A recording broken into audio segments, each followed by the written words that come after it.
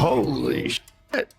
He said what? I think our character, who we are at your core, I don't think that ship. That's why a lot of these celebrities that start these things, they can't keep up. You know, like the Meghan Markles. How do you sell a dream when the price tag is a lie?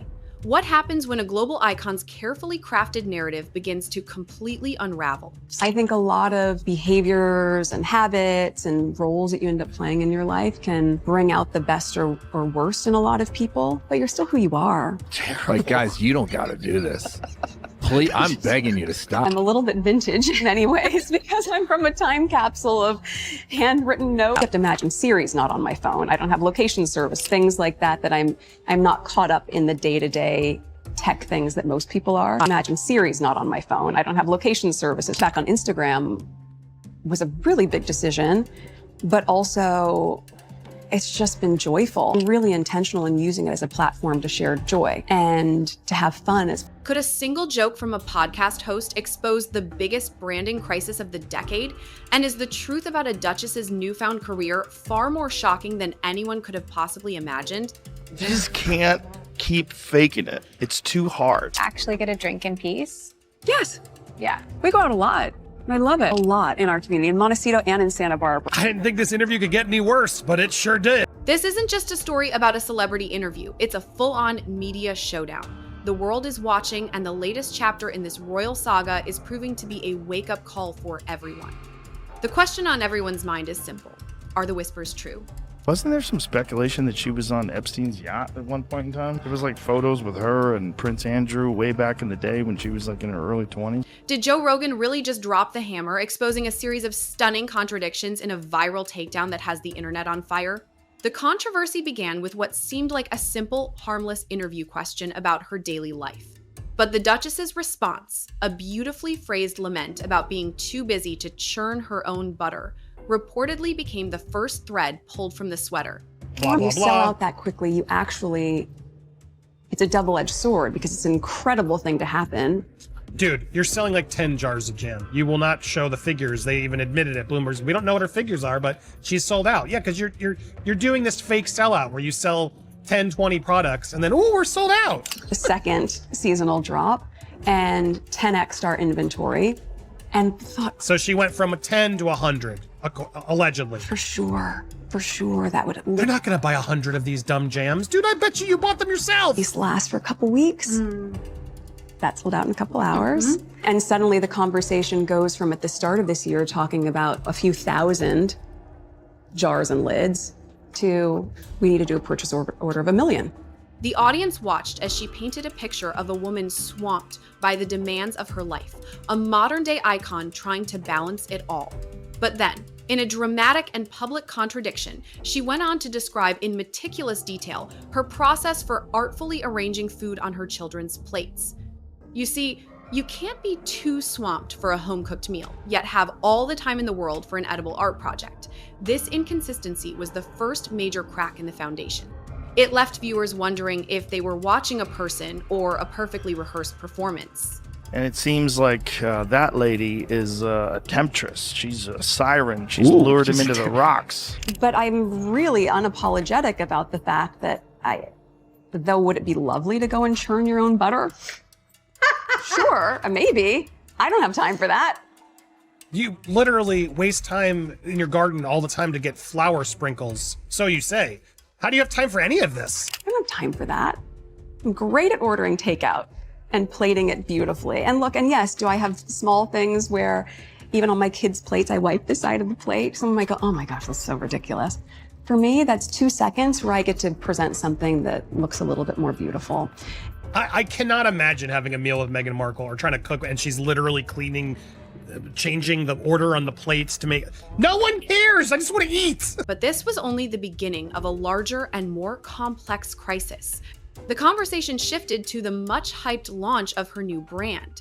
The interview's host asked about the rumored success of the debut product. Her response is where Joe Rogan and others reportedly lost it. She described the sellout as a double-edged sword because the brand supposedly couldn't get the metrics from a quick sellout. Think about that for a second. So in less than an hour? 44 minutes. I was shocked. How do you keep up with demand? When you sell out that quickly, it's a double-edged sword because it's an incredible thing to happen for any small business and any startup. And at the same time, you don't get the same metrics and learnings about which SKUs and products are the most coveted because it's all gone immediately. The question was, how do you keep up with the demand? This is not the answer to that question. She's telling a little story. A whole lot of snapping of the fingers and things being gone immediately and that kind of thing. The most coveted because it's all gone immediately. From 2011 to 2017, I was the entrepreneur in residence at the Nashville Entrepreneur Center. And I helped startups and new CEOs get funding for their companies. I taught them how to pitch, how to get their body language happening so they could be trusted when they're pitching and asking for money. So before I helped them, I'd have to look at their business and make sure everything they said was going to happen was going to happen. I had to make sure everything they were saying was true. And when I heard stuff like this, I wasn't into it. I said, For anyone who has ever sold anything, that statement is so revealing.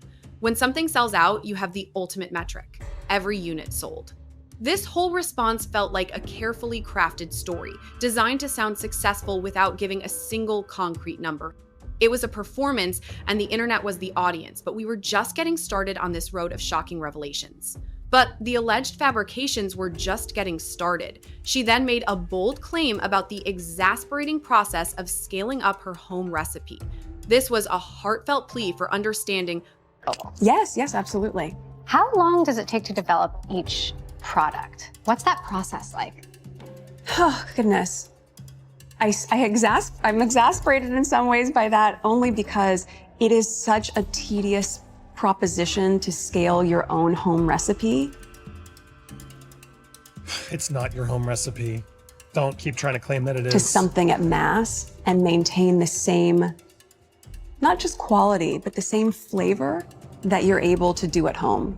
And I think any home cook would say that. If you say, great, can you make your cobbler that I love?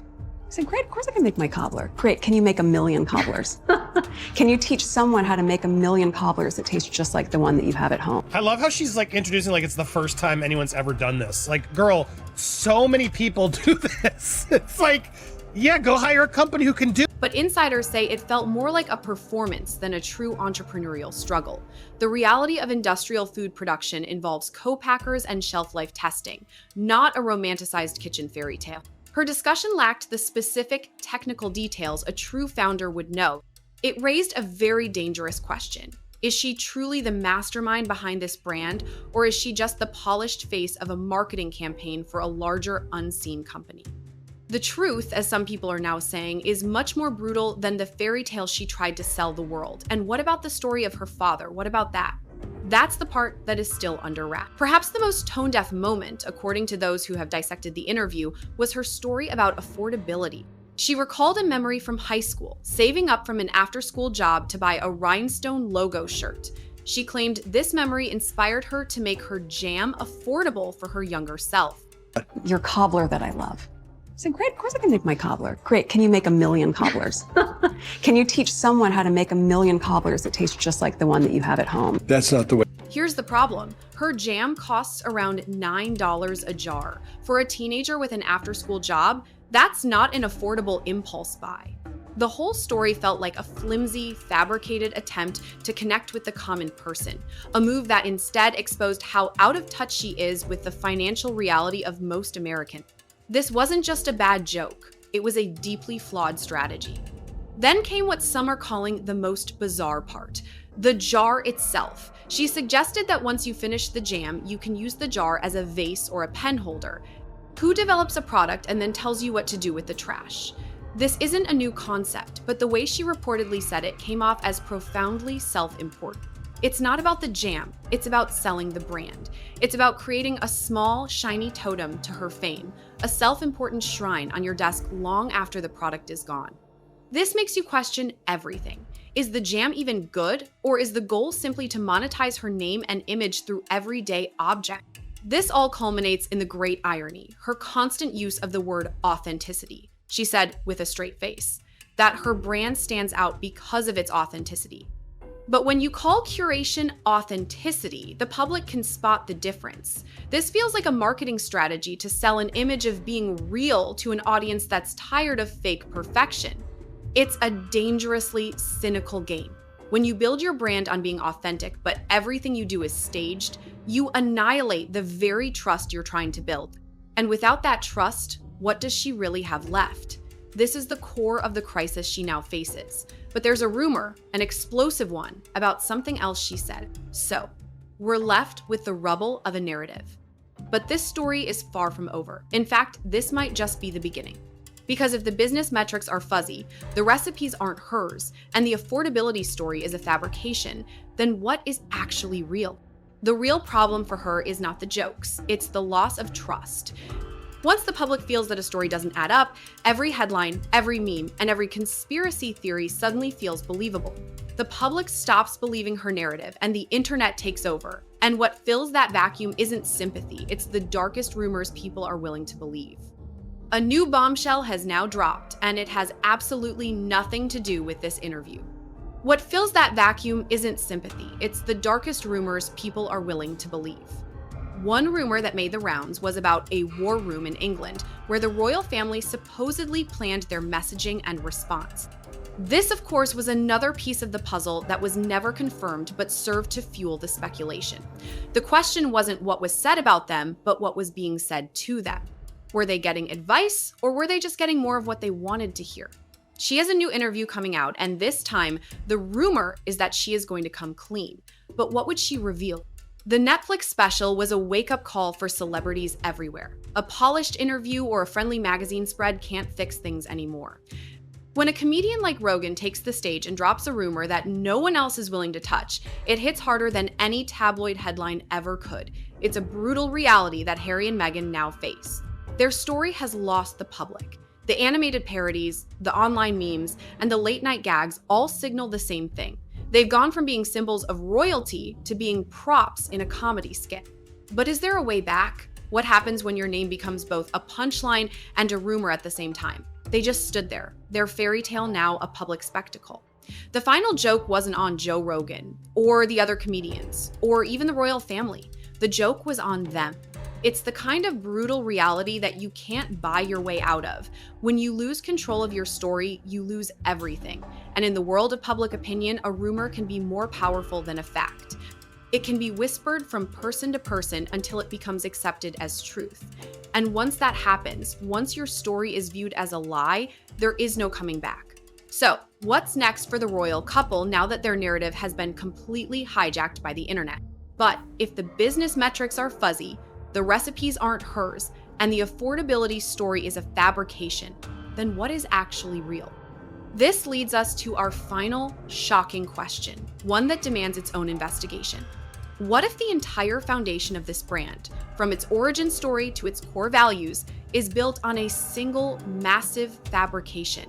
What if it's all an act, a theatrical performance designed to make you feel a certain way? And could it all lead back to a single shocking event from her past that no one is talking about? We're talking about a secret that could unravel everything. The truth is coming.